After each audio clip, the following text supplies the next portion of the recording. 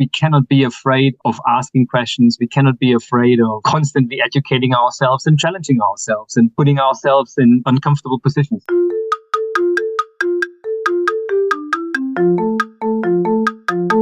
Hello and welcome to the Shiny New Object podcast. My name is Tom Ollerton. I'm the founder of Automated Creative, and this is a regular podcast about the future of data-driven marketing.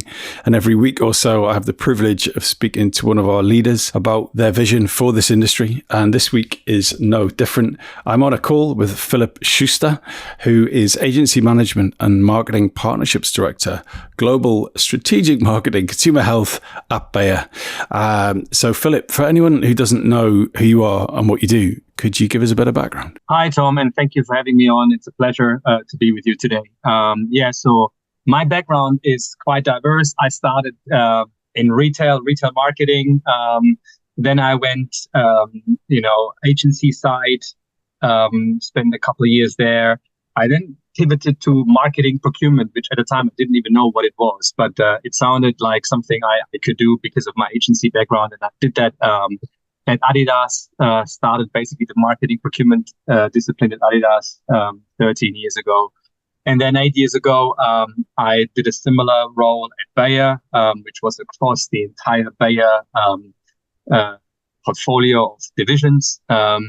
And over the last 4.5 years, I've joined the global marketing team in the consumer division, which is the OTC space for Bayer. And I basically was joining to elevate our fairly tactical relationships to real strategic partnerships. And that's what I've been doing for the last 4.5 years. And that's been really quite an incredible journey. So in the last 5 years, which new belief or behavior has made your work life better? Yeah, I think what really has come to the forefront for me in my organization, but I feel it's also something which I've seen across the industry, is really that focus on impact.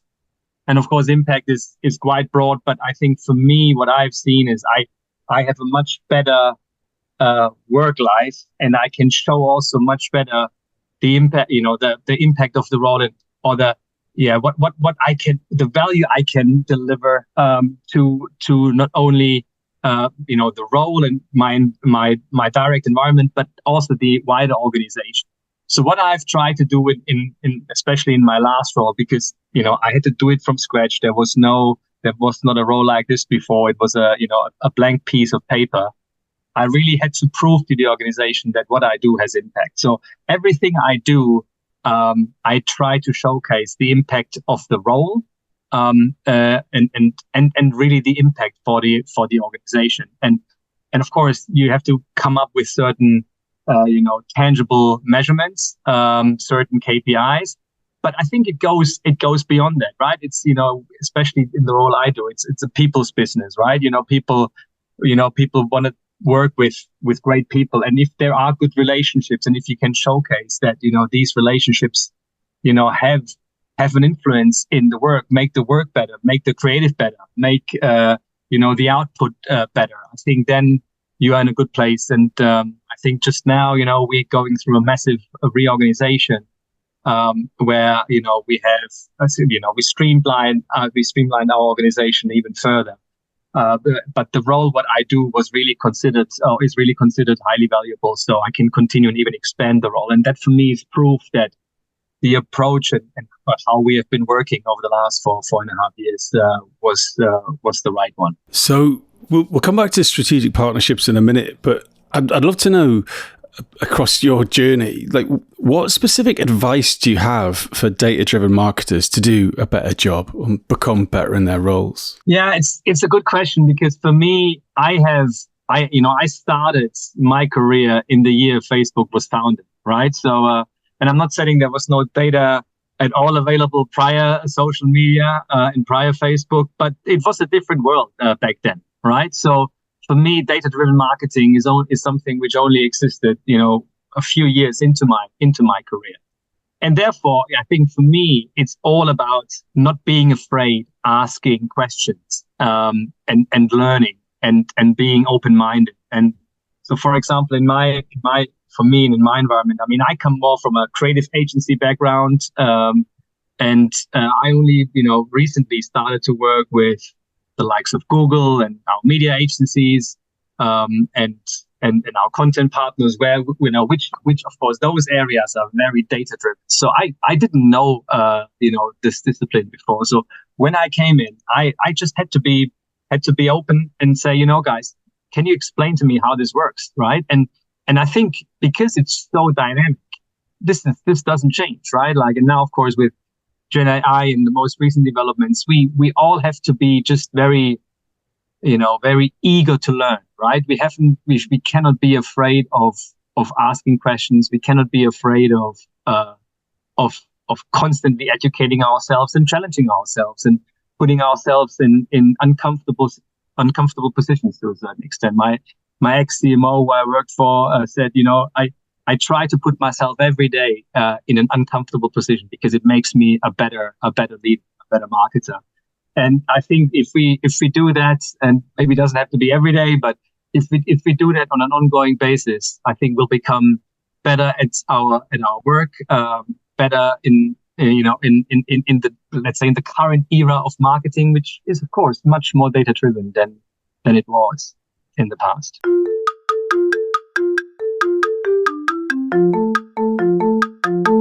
So just to dig a bit deeper on that, so I don't think anyone's going to argue with you about the idea of being eager to learn and curious is a word that comes up a lot on this podcast. But how do you know what to learn, right? Because everyone's got an agenda, right? So in full transparency, Automated Creative, we do thought leadership. The agenda is that your eyes come to us and we would interest a brand to possibly work with us, right? It's our agenda.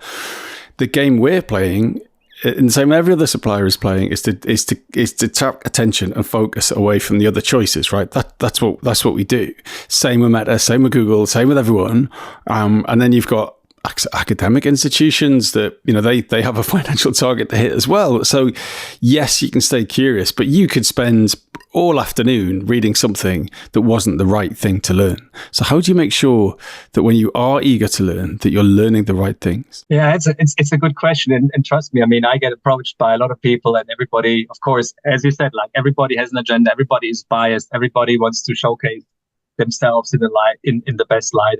In most cases, in my world, of course, wants to sell something. I think it's all about having a balanced selection of conversations in a way, right? So, of course, if I only speak to a certain type of people or certain, type of partners or possible partners, I'll hear the same kind of story. But if I speak to different players in the game, let's say, in our environment, I think, you will pick up a fairly, or more objective view, right? So you speak to a media agency, you speak to Google, you speak to, for example, I work closely with WFA, right, which is the World Federation of Advertisers. I think they are partners of yours, Tom, right? And of course these are peers, right? So I can then speak to people who do a similar job in other client organizations, in other industries. And I think the more conversations I have with the more diverse set of people, the more objective your picture becomes. And then you can almost really put this picture together, put this mosaic together. And then you realize, okay, this is maybe closer to the truth I need to find, right? And I think, that's why for me, it's important to have a really a good network, a vast network, but also a diverse network. A network with different voices and not basically just the same in a different package, right? So I think for me that has worked really well. And as I speak to a lot of people from different backgrounds, I think I really can put the picture together.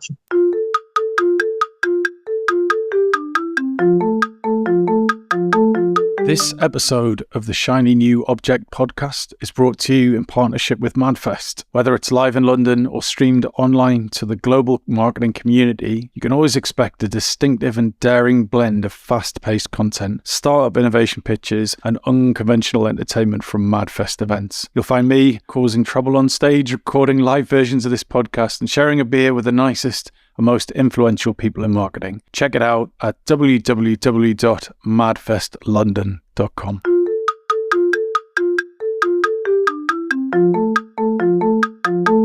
So we're now going to move on to your shiny new object, which we've sort of started talking about, which is strategic partnership. So in doing over 250 episodes of this podcast, I've never even come across anyone, let alone a business, that does what you do. So I'm really keen to know, like, why that job came about.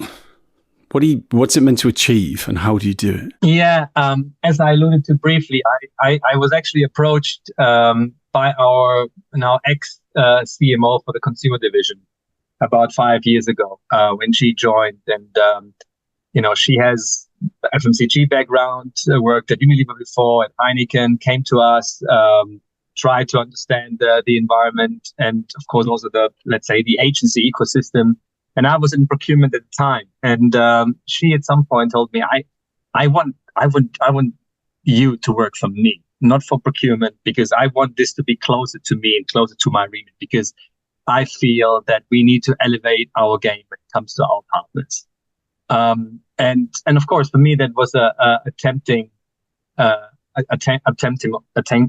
offer, because there is only, in procurement, there's only so much you can do, and you're always measured by, or mostly measured by financials, by, contractual objectives.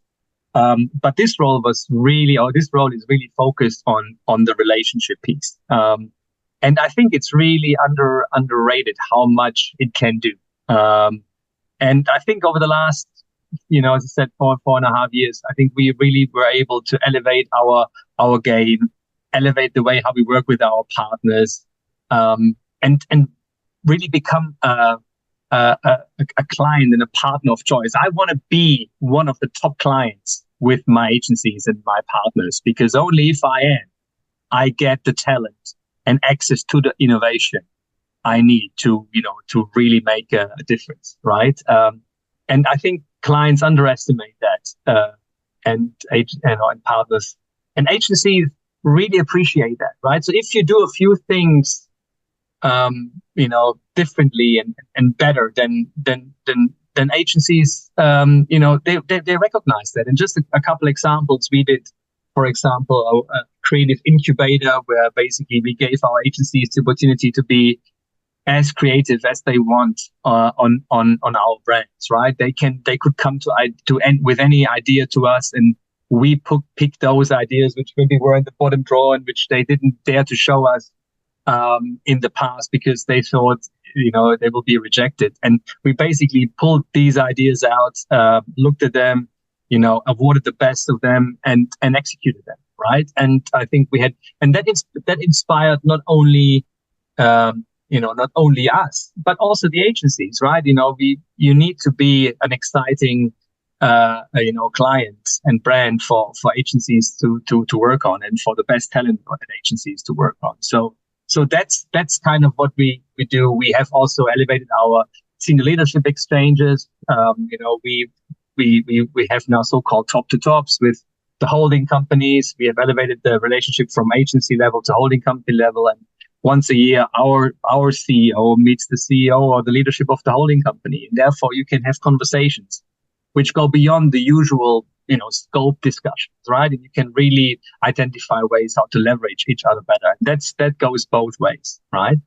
And then over the last few years, we also have worked differently when it comes to scoping. So what we have done, especially now with our,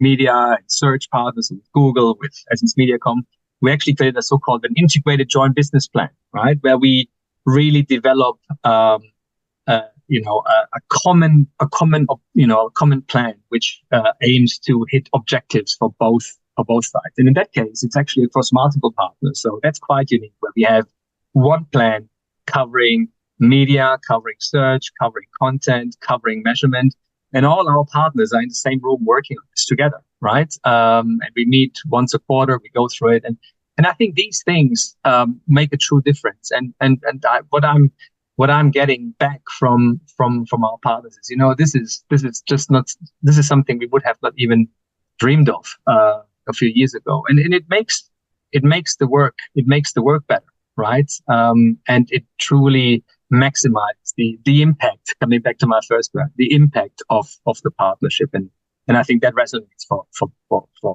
everyone who's involved in the process. So, excuse me for being like massively cynical here. We've both worked for agencies, right? So there's a part of me that thinks back to days when I used to work for one, where someone goes, "Oh, the client wants to have a cool creative incubator where we can come up with like mad stuff," and that's great. And then someone in operations go, "Are they going to pay us for that?" And then that's sort of coupled with the procurement side of things, where procurement go, "Look, we want this list of things, but you're charging too much money." And then there's all sort of discussion about de-scoping. So like both of those are quite, I don't want to say toxic, but like harsh realities of supplier-buyer relationship. So how do you get around that? How do you make sure that you are getting that blue sky thinking, the bottom drawer stuff, the innovation and the talent without it just coming down to a cost about hours? Well, I mean, I think with that specific case, first and foremost, we only do this with our closest and most strategic partners. So, I've tiered our partners, and we're talking here the tier one partners. So it's not everyone, who is doing a project here and there is joining. It's the partners who know us best, who have with whom we have a significant scope, and work, and work relationship. And so therefore, we basically go to them and say, hey, this is a voluntary program. You can join this, but you don't have to. And once a year you can present these ideas to us, and you can present as many or as little as you want. You can present one idea, you can present 10 ideas. It's really up to you. And then we look at them across our partners, and then we award the best of them, and that might be 2, 3, 4, 5. It depends a little bit on how much money, of course, we have available. The initial idea development, that's not paid, but it's basically paid if we execute. And yeah, I think what I've been hearing from our partners is like, this is exactly the kind of stuff they want to do, right? Because it gives them, it gives them a different way how they interact with us, where they're not tied into a very, quite narrow set of a brief, maybe of a conventional brief. They can really do big blue skies thinking, but they do it also in a way that it's efficient for them. It's not something where we say, okay, you have to deliver this next week, right? So we give them 2 months to work on this, and they know about the same time of year when we do it, so it can basically be an exercise all year round. So it's fairly resource conscious, right? And they can do this also across their entire network. So it's not just one office working on this. It can, it goes across different agencies and even beyond, across the entire holding company. So when we work with the holding companies now, they pitch this to multiple agencies, and therefore actually, it has really worked. We will change it now in the future. We will make some tweaks to that as we are going into a new operating model. But I think the essence of it, the overall objective of it, that will, we will keep that intact, and I will be very protective of that. So yeah, and again, it has worked. It has worked for us and the partners in the last couple of years. We won 5 Lions with that, and we weren't even focusing on Lions before, right? It really has coincided with this drive to become, let's say, a more creative, organization. And this incubator was really an accelerator for that.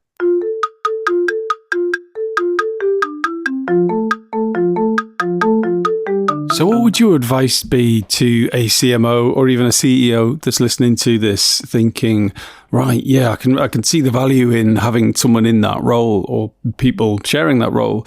What would your advice be to those people to get started to replicate what Bayer have achieved with strategic partnerships? Well, I mean, I can say, so what in our case, what Patricia has done, what we have done over the last few years, it's basically, I think, looking for, in my case, looking for maybe a resource and a talent who has a fitting profile. And I'm not saying that people have to have the same profile as me, but someone who has maybe an understanding of agency, has been in agency, has maybe worked in procurement. I think that background helped me as well, and really wants to help elevating those partnerships. Is interested in finding ways to maximize those relationships. I mean, it was already something I tried and I did in my procurement role, but I think the impact and the leverage I had in procurement was somewhat limited. But I honestly, I don't think it needs much more than that. I think like in our case, it needed maybe, someone who believed in it from a marketing perspective. In that case, Patricia, she really pushed it, in her role as a global CMO. I think also our organization was somewhat ready for it. I mean, we have a fairly good procurement team, so we had the foundation for it in place. And then it's about maybe really having then the right partners, having the right ecosystem of partners, and be able to shape that ecosystem to a place where partners can work together, because can work well together. Because I think that's, of course, the holy grail, making sure that not only you have good relationships between yourself and the agency or the partners, but also make sure that you work in an environment where partners work well together. And that's not easy, right? That's not something we were able to do on day one. That was a journey, and I mean that's never finished, because there is a certain level of competition, of course, between in that environment as you outlined, but you have to find ways to turn that into, let's say, what I call it, like healthy tension.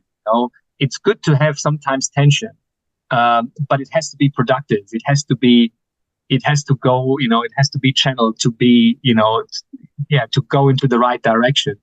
And then, partners and us, we can make each other better, right? We can, like in sports, like where, you play better against the better team, right? Like, that's the kind of setup you want to have. And then I think, there's really a lot of things you can do. And then the trajectory of your entire ecosystem is going forward and going in the right direction. So unfortunately, we're going to have to leave it there.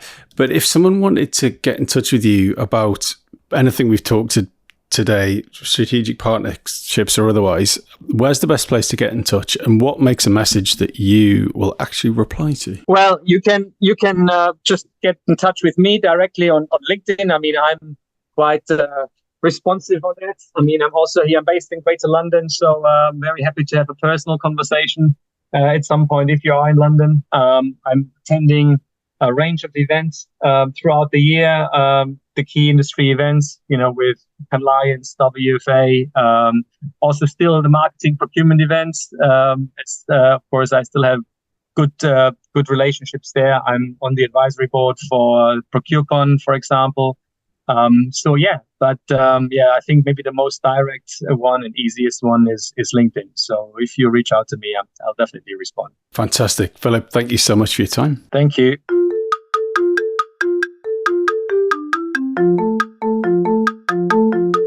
Hi. Just before you go, I'd really appreciate it if you could take the time to write a review of the shiny new Object podcast on Apple Podcasts or iTunes, whatever it's called these days, or whichever podcast provider you use. We're an indie podcast, so it would go a long way for us if you could just share the word and give us a bit of a support on those channels. That would just be fantastic. If you haven't got time, that's also cool. And if you could tell your colleagues about the podcast, and also, if possible, don't forget to subscribe. And I'd love to hear your feedback. If you'd like to speak on the podcast or be a guest, or you think I'm asking the wrong questions, anything, I'd be super interested to hear what you think. So please email me at tom@automatedcreative.net. That's TOM at, I'm not going to bother spelling it. Anyway, you'll work it out. Thanks so much.